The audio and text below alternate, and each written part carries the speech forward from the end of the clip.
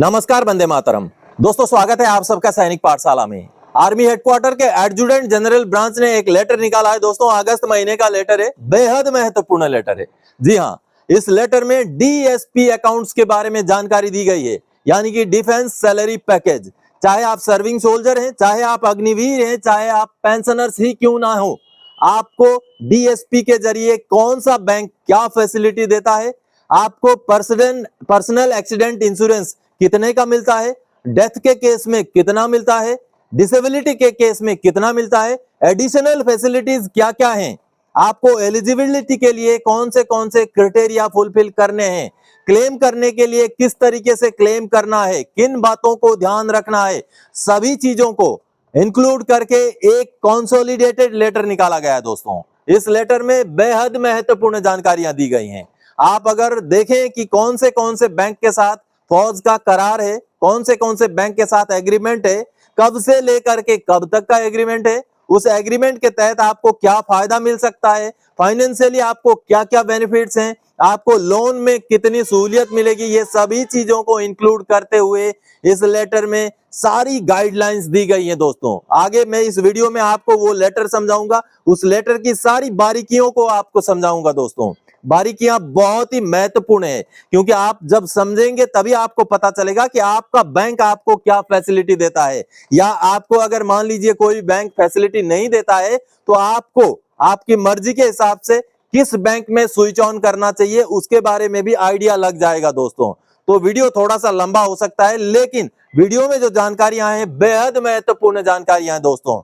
तो जो लेटर में जिसके बारे में बात कर रहा हूं उसको डाउनलोड करने का लिंक भी आपको दे दूंगा, आप उसको डाउनलोड करके पढ़ भी सकते हैं। लेकिन इस वीडियो में मैं आपको क्लियरली आपको समझ में आए इस तरीके से समझाऊंगा दोस्तों कि आपको फैसिलिटीज क्या क्या लागू हैं, उसके लिए आपको अपनी तरफ से क्या कार्रवाई करना है। तो चलिए, आर्मी हेडक्वार्टर का एडजुटेंट जनरल ब्रांच ने जो लेटर जारी किया है, कंसोलिडेटेड लेटर है, उस लेटर को समझते हैं कि आपका बैंक आपको क्या देता है, और अगर आपको नहीं दे रहा है तो आपको उसको कैसे लेना है वो समझते हैं। चलिए लेटर देखते हैं दोस्तों। आर्मी हेडक्वार्टर ने ये डिटेल्स जारी किया है, आर्मी हेडक्वार्टर के एजीज ब्रांच ने, और अगस्त 2024 को ये डिटेल्स जारी किया गया है दोस्तों। और ये डिटेल्स है दोस्तों डिफेंस सैलरी पैकेज को लेकर के।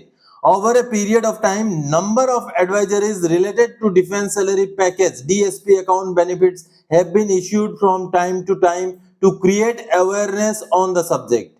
It is noticed that many serving, retired and NOKs are either not aware of the benefits features or unaware about the procedure steps to be taken to avail the facilities. यानी कि दोस्तों समय समय पर इनके बारे में जानकारी दी गई है कि डिफेंस सैलरी पैकेज में क्या क्या फायदे हैं, कैसे उनको लेना है, ये सारी चीजों के बारे में जानकारियां दी गई हैं। लेकिन बावजूद इसके जो सर्विंग सोल्जर्स हैं या रिटायर्ड हैं या उनके NOK हैं, उनको इनके बारे में पता नहीं है। तो इस वजह से this consolidated advisory aims to summarise all the relevant issues and guidelines to facilitate easier reference and timely action by all concern. यानी कि ये जो गाइडलाइन, ये जो कंसोलिडेटेड एडवाइजरी निकाला गया है, इससे सभी को सहूलियत होगी ताकि उनको पता चले और किस तरीके से एक्शन लेने हैं, समय से कैसे कार्रवाई करना है वो भी उनको पता चले। और ये बहुत ही महत्वपूर्ण डॉक्यूमेंट है दोस्तों, बेहद ही महत्वपूर्ण डॉक्यूमेंट है। आप इसको पूरा पढ़ेंगे समझेंगे तो बहुत ही जानकारीदायक ये डॉक्यूमेंट है। इसका एम है consolidated guidelines to serve as one reference document related to DSP account benefits. यानी कि ये एक कंसोलिडेटेड गाइडलाइन है दोस्तों, जिसका मतलब होता है दोस्तों ये एक संयुक्त गाइडलाइन है। यानी कि सारे बैंक्स का डिटेल्स दे करके इस गाइडलाइन में सारी बातें समझाई गई हैं। बहुत महत्वपूर्ण है दोस्तों। थोड़ा सा वीडियो लंबा भी हो तो आप इसको पूरा समझिएगा कि कौन सा बैंक आपको क्या क्या फैसिलिटी देता है, किस तरीके से आपको उसको लेना है, और इसमें स्कोप क्या है, किस स्कोप के तहत इसको जारी किया गया है। Major benefits associated with DSP account, यानी कि जो डीएसपी अकाउंट से जुड़े हुए मेजर बेनिफिट्स हैं, मूल बेनिफिट्स हैं, उसके बारे में बताया गया है। वैलिड एमओयूज डिटेल्स, यानी कि मेमोरेंडम ऑफ अंडरस्टैंडिंग जो होते हैं उनका वैलिडिटी क्या है उसके बारे में बताया गया है। एलिजिबिलिटी कंडीशंस के बारे में बताया गया है कि आपको क्या क्या क्राइटेरिया फुलफिल करना है एलिजिबल होने के लिए।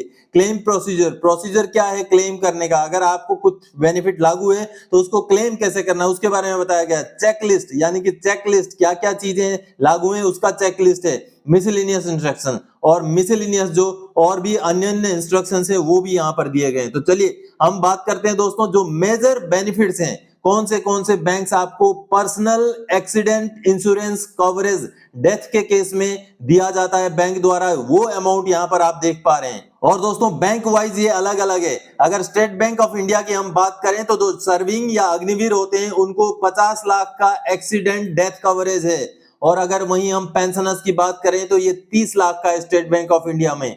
अगर बात करें बैंक ऑफ बड़ौदा की तो 60 लाख है ऑफ ड्यूटी में और 75 लाख है ऑन ड्यूटी में अगर एक्सीडेंटल डेथ होता है तो, और पेंशनर्स के केस में ये 40 लाख। अगर पंजाब नेशनल बैंक की बात करें तो जो सर्विंग सोल्जर्स और अग्निवीर हैं उनके लिए 1 करोड़ है, और जो रिटायर्ड पेंशनर्स हैं उनके लिए 50 लाख है। इसी तरीके से बैंक वाइज आप देख सकते हैं, ये सर्विंग के लिए है, ये रिटायर्ड के लिए है दोस्तों। और भी बहुत सारी फैसिलिटीज हैं जिनके बारे में आगे आप समझते हैं। दूसरे पेज ये देखिए, दूसरा पेज और भी बैंक्स हैं। कोटक महिंद्रा का क्या रेट है, 50 लाख सर्विंग के लिए, और जो पेंशनर हैं उनके लिए भी 50 लाख। इस तरीके से कौन से बैंक आपको दे रहे हैं डिफेंस सैलरी पैकेज की फैसिलिटी, ये आप यहाँ पर देखिए। आगे देखिए कंडीशंस फॉर अवेलिंग रिलीफ, यानी कि ये जो रिलीफ है, ये जो 50 लाख जो 1 करोड़ जो मृत्यु के केस में, एक्सीडेंटल डेथ के केस में मिलता है, उसके लिए आपको कौन से कंडीशन फुलफिल करने हैं, ये देखिए यहाँ पर समझने वाली महत्वपूर्ण बात है दोस्तों। और वो है देखिए, death should only be due to accident, यानी कि केवल एक्सीडेंटल डेथ पे ही मिलेगा। किसी का नॉर्मल डेथ हो गया, बीमारी से डेथ हो गया, उम्र ज्यादा होकर डेथ हो गया, ऐसे केसेस में नहीं मिलेगा। Which means sudden, unforeseen and involuntary event caused by external visible and violent means SBI Yes Bank have extended PAI cover to death in high altitude due to HAPO, यानी कि दोस्तों जो डेथ होगा वो accidental case में होगा, जैसे गाड़ी से एक्सीडेंट हो गया, कहीं से गिर के एक्सीडेंट हो गए। लेकिन यहाँ पर क्लियर बताया गया है कि जो नॉर्मल डेथ है या जो सुसाइड वगैरह होता है उसमें नहीं होगा। लेकिन आप यहाँ पर देखिए, येस बैंक और एसबीआई ने जो हाई एल्टीट्यूड में जो हार्ट अटैक वगैरह की वजह से जो बीमारियां होती हैं, हार्ट अटैक से जिनकी मृत्यु होती है हाई एल्टीट्यूड एरिया में, उनको भी देने के बारे में यहाँ पर कहा गया है। अगला, natural death and suicide not covered, clear है। नेचुरल डेथ जो नॉर्मल कंडीशन में जो डेथ होती है या बीमारी की वजह से डेथ होती है, उनको कवर नहीं किया जाता है इस स्कीम के तहत। Every bank has set procedure of submitting documents for claim, her bank का अलग अलग प्रोसीजर है डॉक्यूमेंट सबमिट करने को लेकर के। Terms and conditions as given in memorandum of understanding to be followed, यानी कि जो भी मेमोरेंडम ऑफ अंडरस्टैंडिंग साइन किए गए हैं फौज के साथ, डिफेंस के साथ इन बैंक्स द्वारा, उनमें टर्म्स एंड कंडीशंस क्लियर लिखे हुए हैं, तो अप्लाई करने से पहले उनको पढ़ लेना जरूरी है। चलिए अगली जो फैसिलिटी है देखिए, personal accident insurance disabilities DSP account holder, यानी कि डिसेबिलिटी होने पर भी डीएसपी अकाउंट होल्डर्स को जो है दोस्तों लागू है कुछ बेनिफिट। ये देखिए कितना कितना है। स्टेट बैंक ऑफ इंडिया की बात करें तो सर्विंग के लिए 50 लाख और रिटायर्ड के लिए कुछ भी नहीं है। बैंक ऑफ बड़ौदा में सर्विंग के लिए 60 लाख और रिटायर्ड के लिए 40 लाख। ये डिसेबिलिटी के केस में, आगे मैं समझाऊंगा कि किस तरीके के डिसेबिलिटीज में होगा ये फायदा। पंजाब नेशनल बैंक की बात करें तो सर्विंग के लिए 1 करोड़ है और रिटायर्ड के लिए 50 लाख है। इस तरीके से हर बैंक का आप यहां पर समझ सकते हैं दोस्तों कि किन किन बैंक्स का ये सर्विंग वालों के लिए है और ये रिटायर्ड वालों के लिए, उसको समझ सकते हैं। चलिए किन किन कंडीशन में इनको क्लेम कर सकते हैं आप डिसेबिलिटी वाला, ये देखिए दोस्तों। Disability based on percentage amount mentioned above is for 100% disability, यानी कि ऊपर जो अमाउंट दिए गए वो 100% डिसेबिलिटी के लिए। आपका डिसेबिलिटी अगर मान लीजिए 50% है तो उसका आधा पैसा आपको मिलेगा, तो प्रोपोर्शनेटली वो कम हो जाएगा। जितना परसेंट का डिसेबिलिटी, उस पैसे में से उतना ही परसेंट का आपको पैसा मिलेगा। और देखिए डिसेबिलिटी के भी कुछ रेगुलेशंस है as per insurance regulator IRDAI norms, यानी कि IRDAI में जो प्रावधान है उसी प्रावधान के बेस पर ही आपको पैसा मिलेगा। मेडिकल सर्टिफिकेट भी चाहिए होगा। Disability only due to accident covered under scheme, यानी कि डिसेबिलिटी एक्सीडेंट की वजह से हुआ है तो उन्हीं को इस स्कीम के तहत दिया जाएगा। Claim with in prescribed time must be submitted, यानी कि जो समय होता है डिसेबिलिटी होने के कितने समय तक आप अप्लाई कर सकते हैं उसको आपको पढ़ना पड़ेगा, समझना पड़ेगा, तभी आप उसके लिए अप्लाई कर सकते हैं। अगला देखिए दोस्तों, एयर इंश्योरेंस, यानी कि एयर एक्सीडेंट अगर आपका होता है तो हवाई यात्रा के दौरान अगर आपका एक्सीडेंट होता है तो वहां पर कौन से बैंक्स क्या क्या परसेंटेज या क्या क्या अमाउंट आपको देंगे वो यहाँ पर लिखा हुआ है, personal air accident insurance amount. देखिए अगर स्टेट बैंक ऑफ इंडिया की बात करें तो 1 करोड़ रुपए है। Serving aircraft covered and ticket required to be purchase through debit card in private airlines. तो कंडीशंस हैं दोस्तों, टिकट आपका डेबिट कार्ड के थ्रू से लिया हुआ होना चाहिए। तो ये सारे कंडीशंस इसमें हैं। तो यहाँ पर कंडीशंस आप पढ़ सकते हैं, सारे कंडीशंस दिए गए हैं हर बैंक के, आप वीडियो को पॉज करके भी पढ़ सकते हैं। Add on cover on defence salary package, यानी कि इसके अलावा भी डिफेंस सैलरी पैकेज में और क्या क्या बेनिफिट्स हैं उसके बारे में यहाँ समझाया गया है। ये देखिए दोस्तों, अगर एड ऑन बेनिफिट्स की बात करें तो स्टेट बैंक ऑफ इंडिया में प्लास्टिक सर्जरी के लिए मैक्सिमम 10 लाख तक, इंपोर्टेड मेडिसिन के लिए मैक्सिमम 5 लाख तक, डेथ आफ्टर कोमा के लिए 2 लाख तक। ये देखिए कितने सारे यहाँ पर इंश्योरेंस हैं दोस्तों। आगे बैंक ऑफ बड़ौदा की बात करें तो ये देखिए इतना अमाउंट है, और पंजाब नेशनल बैंक की बात करें तो उनमें भी बहुत सारी फैसिलिटीज हैं। बाकी बैंक्स का भी आप यहाँ पर देखिए, ये हर बैंक्स का ये एड ऑन फैसिलिटीज हैं। एड ऑन जो इंश्योरेंस में लगे हुए और भी फैसिलिटीज हैं उनके बारे में यहाँ पर डिस्क्राइब किया गया है दोस्तों।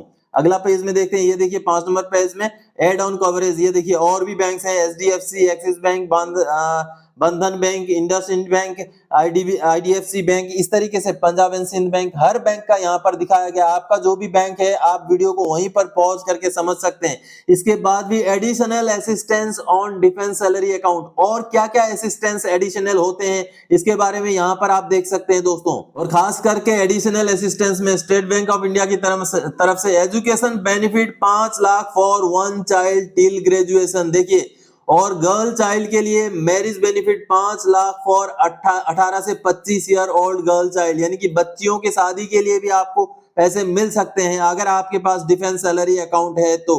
आगे बैंक ऑफ बड़ौदा का हायर एजुकेशन के लिए 6 लाख तक, गर्ल चाइल्ड मैरिज के लिए 6 लाख तक। पंजाब नेशनल बैंक का देखिए एजुकेशन बेनिफिट 10 लाख तक पर चाइल्ड, 2 चाइल्ड के लिए ये लागू है। आगे 2 नंबर में गर्ल चाइल्ड का मैरिज के लिए 10 लाख तक आपको मिल सकते हैं। IDBI bank, union bank of India, ICICI bank, yes bank, इनका भी ये एडिशनल जो है असिस्टेंस आपको मिल सकते हैं दोस्तों। इसके अलावा भी जो फैसिलिटीज हैं उनको हम समझते हैं। ये देखिए ये 6 नंबर पैराग्राफ में आप देखिए वो यही एडिशनल असिस्टेंस हैं बाकी बैंक्स के, Kotak Mahindra, HDFC, Axis bank, ये सभी बैंक्स के हैं। यहाँ पर आप वीडियो को पॉज करके भी समझ सकते हैं। अदर बैंकिंग फैसिलिटीज, यानी कि बैंकिंग फैसिलिटीज में और क्या क्या फैसिलिटीज हैं वो आप यहाँ पर देख पा रहे हैं। आप अगर देखेंगे तो स्टेट बैंक ऑफ इंडिया में लॉकर फैसिलिटीज जो है 10 से 25% तक कंसेशन रेट में आपको मिलेगा। Unlimited transaction eight other bank ATM, यानी कि दूसरे बैंक के एटीएम में भी अगर आप ट्रांजैक्शन करते हैं तो कोई भी चार्ज नहीं कटेगा, अनलिमिटेड है। बैंक ऑफ बड़ौदा में 50% वेवर ऑन लॉकर रेंट्स, यानी कि लॉकर में 50% का आपको छूट मिलेगा। अनलिमिटेड अदर एटीएम से ट्रांजैक्शन अनलिमिटेड है। पंजाब नेशनल बैंक में भी है दोस्तों concession for housing, car, personal loan. आगे कोलैटरल फ्री लोन फ्रॉम 7.5 से 15 लाख तक भी फ्री लोन है आपको दोस्तों। ये लोन है, लोन में जो भी टर्म्स एंड कंडीशंस है वो तो होंगे। आगे देखिए आईडीबीआई बैंक का है ये, आगे यूनियन बैंक ऑफ इंडिया का है, आगे और भी बैंक्स हैं जिन भी बैंक्स के साथ डिफेंस का करार हो रखा है। ये देखिए आईसीआईसीआई बैंक, यस बैंक, जहां भी जो फैसिलिटीज हैं आप यहां पर वीडियो को पॉज करके समझ सकते हैं। ये देखिए वैलिड एमओयू, अब किसके साथ मेमोरेंडम ऑफ अंडरस्टैंडिंग कब तक के लिए वैलिड है वो यहां पर दिखाया गया है। ये देखिए दोस्तों, और आर्मी हेडक्वार्टर ने जो जानकारी दी है देखिए, at present Indian army has valid MOU. दोस्तों एमओयू का मतलब होता है मेमोरेंडम ऑफ अंडरस्टैंडिंग, जिसका मतलब होता है करार, यानी कि जो बैंक के साथ डिफेंस का जो करार है उस करार के बारे में यहां पर जानकारी दी गई है कि किस बैंक के साथ कब से कब तक का करार है। ये आगे एक्सटेंशन हो भी सकता है, नहीं भी हो सकता है, अमूमन तो होता ही है, लेकिन फिलहाल कौन से बैंक के साथ कब से लेकर के कब तक का जो है एग्रीमेंट है वो यहाँ पर दिखाया गया है। तो इसी तरीके से और भी बैंक के साथ जो करार है, जो एग्रीमेंट है फौज का, वो यहाँ पर दिखाया गया है। देखिए आप यहाँ पर समझ सकते हैं, अगर इस ड्यूरेशन के बीच में आपका जो भी कुछ हो जाता है, अगर आप फैसिलिटी लेना चाहते हैं तो आप ले सकते हैं इन बैंक से। आगे अगले पेज में और भी बैंक्स का ये देखिए किसके साथ कब तक का दोस्तों एक्सटेंशन हो रखा है एग्रीमेंट, वो पूरा डिटेल्स है। अब एलिजिबिलिटी कंडीशंस, यानी कि डीएसपी अकाउंट्स के लिए एलिजिबिलिटी कंडीशंस क्या है ये महत्वपूर्ण है, ये आपको समझना है दोस्तों। चलिए मैं एलिजिबिलिटी कंडीशंस आपको समझा देता हूं, ये वाला जो पोर्शन है ये देखिए, following are the general eligibility conditions for claiming the insurance amount. क्या क्या एलिजिबिलिटी होने चाहिए इंश्योरेंस का अमाउंट क्लेम करने के लिए?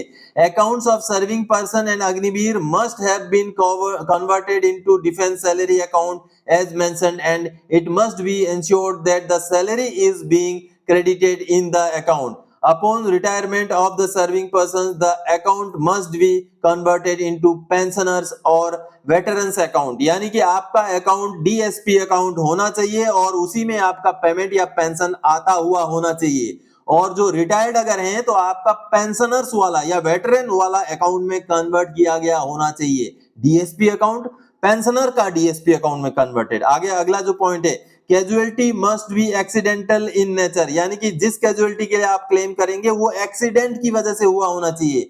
Suicide and natural death are not eligible for insurance benefit, यानी कि सुसाइड का केस है या नेचुरल जो बीमारी से मौत है या तो फिर उम्र हो जाने की वजह से मृत्यु हो जाती है, तो वैसे में आप इंश्योरेंस का बेनिफिट क्लेम नहीं कर सकते। Injury accident should be under the influence of any alcohol और ड्रग्स, यानी कि injury accident should not be, यानी कि जो आपका इंजुरी है या एक्सीडेंट है वो अल्कोहल की वजह से या ड्रग का इस्तेमाल करते हुए, या आप अल्कोहलिक है या आप दारू पीकर गाड़ी चला रहे थे या इस तरीके के कंडीशन में अगर एक्सीडेंट होता है तो आप क्लेम नहीं कर सकते। आगे injury should not be self sustain, यानी कि खुद को इंजुरी करते हैं तो वैसे में आप क्लेम नहीं कर सकते।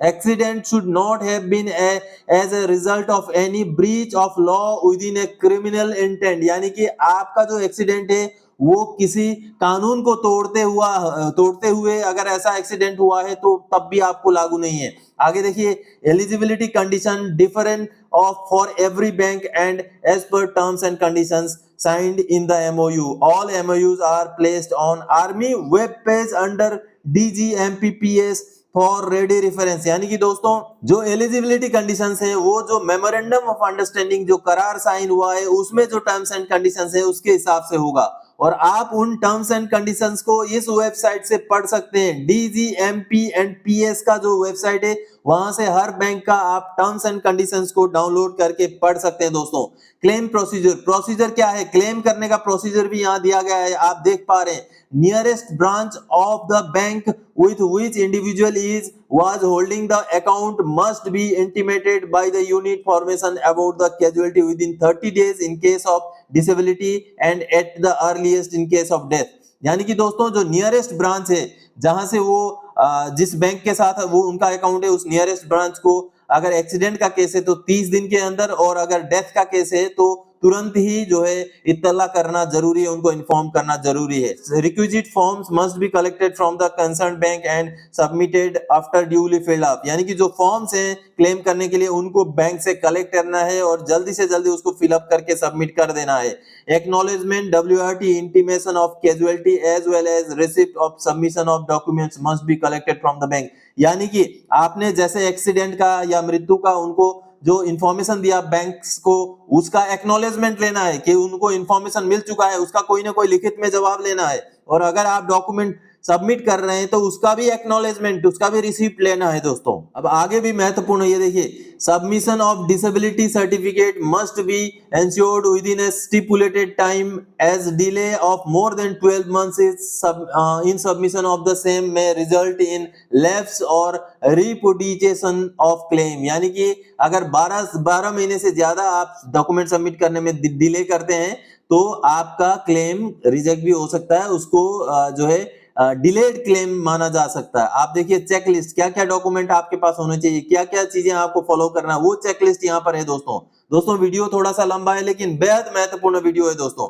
आगे देखिए, some of the common mistakes observed regarding personal accident insurance claims, यानी कि which results in rejection of और no benefit upon casualty are as under, यानी कि कुछ ऐसे पॉइंट्स हैं जो कि ध्यान देने जरूरी है जब हम क्लेम करते हैं। तो क्या क्या पॉइंट्स है आप यहाँ पर देख पा रहे हैं, जिसमें सबसे पहले postmortem report and FIR not mentioned death as accidental, यानी कि पोस्टमार्टम रिपोर्ट में और FIR का जो कॉपी होता है उसमें एक्सीडेंटल डेथ करके मेंशन किया हुआ होना चाहिए। Account has not been updated to DSP account of the concern bank, यानी कि अकाउंट तो होता है उसमें पेंशन पेमेंट भी आता है लेकिन वो अकाउंट DSP में कन्वर्टेड ही नहीं होता है, तो उसको भी ध्यान रखना है। Delay in submission of documents with in stipulated time frame, यानी कि डिले नहीं करना है। अगर एक्सीडेंट हो गया, किसी का डेथ हो गया, तो तुरंत ही डॉक्यूमेंट सबमिट कर देने हैं। Account opened with bank not having valid MOU with Indian army, यानी कि जिस बैंक के साथ आपने अकाउंट खोला है, डीएसपी का भी अकाउंट है, लेकिन वैलिड मेमोरेंडम ऑफ अंडरस्टैंडिंग नहीं है, यानी कि जो कवरेज का पीरियड मैंने थोड़ी देर पहले दिखाया था उस पीरियड के बाहर का समय है, तो वैसे में भी आपका जो क्लेम है वो वैलिड नहीं होगा। Document submitted with bank do not have contact details, यानी कि फोन नंबर, ईमेल आईडी, ये सारा चीज आपके डॉक्यूमेंट्स में होना जरूरी है। Intimation WRT disability must be given to bank insurance company within 30 days of accident, यानी कि डेथ हो गया या एक्सीडेंट हो गया, उसका जो है आपने 30 दिन के अंदर अंदर इंफॉर्मेशन देना है बैंक्स को। Claim submitted for natural death suicide not eligible, ये पहले ही बता दिया गया है कि नेचुरल डेथ है, नॉर्मल कंडीशन में डेथ है या सुसाइड केस है तो नहीं मिलेगा क्लेम।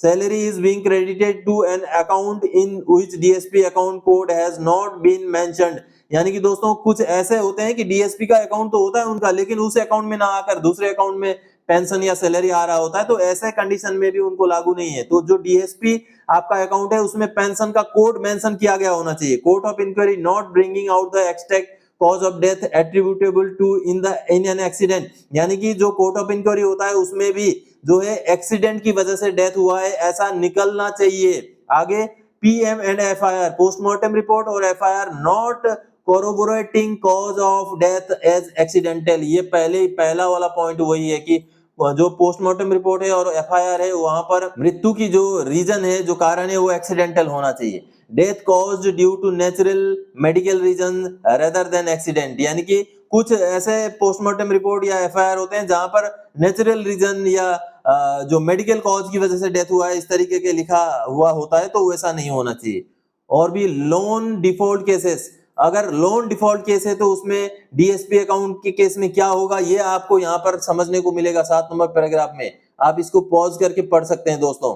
आगे दोस्तों मिसलेनियस इंस्ट्रक्शंस भी यहाँ पर दिए गए हैं जो बेहद महत्वपूर्ण मिसलेनियस इंस्ट्रक्शंस है, ये देखिए मिसलेनियस इंस्ट्रक्शंस हैं। आगे SBI mobile app for claim monitoring, यानी कि एसबीआई का मोबाइल ऐप भी है, इसके बारे में भी यहाँ पर पूरा जानकारी दिया गया है। देखिए दोस्तों देखिए यहाँ पर और भी बहुत सारे प्रावधान एसबीआई से जुड़े हुए भी दिए गए हैं, आप इनको भी समझ सकते हैं।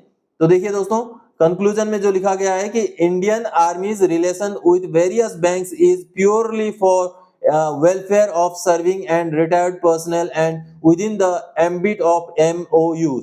The effort always has been to provide best benefit and facilities. However, banking is a personal choice and every person is required to X his her choice based on information provided. यानी कि यहाँ information हमने आपको दे दिया कौन सा bank आपको कितना फैसिलिटी दे रहा है, बाकी कहाँ पर आपका अकाउंट रहना चाहिए, कौन सा बैंक के साथ आपको जुड़ा रहना है, वो आपके चॉइस पर है। तो आप सबने देखा दोस्तों बेहद महत्वपूर्ण जानकारी थी ये, और आप अभी मेमोरेंडम ऑफ अंडरस्टैंडिंग जरूर डाउनलोड कर लें, जहां से बताया गया है उस लिंक से जरूर डाउनलोड कर लें आपका बैंक का, ताकि आप बैंक में जा करके बैंक से सवाल कर सकें, अगर आपको फैसिलिटी नहीं मिल रही है तो फैसिलिटी की मांग कर सकें दोस्तों। तो जानकारी बेहद महत्वपूर्ण थी दोस्तों, इसी जानकारी को देने के लिए इस वीडियो में आया था। आगे और कोई जानकारी आपसे सरोकार रखने वाला विषय लेकर मैं फिर से हाजिर हो जाऊंगा, तब तक के लिए जय हिंद दोस्तों।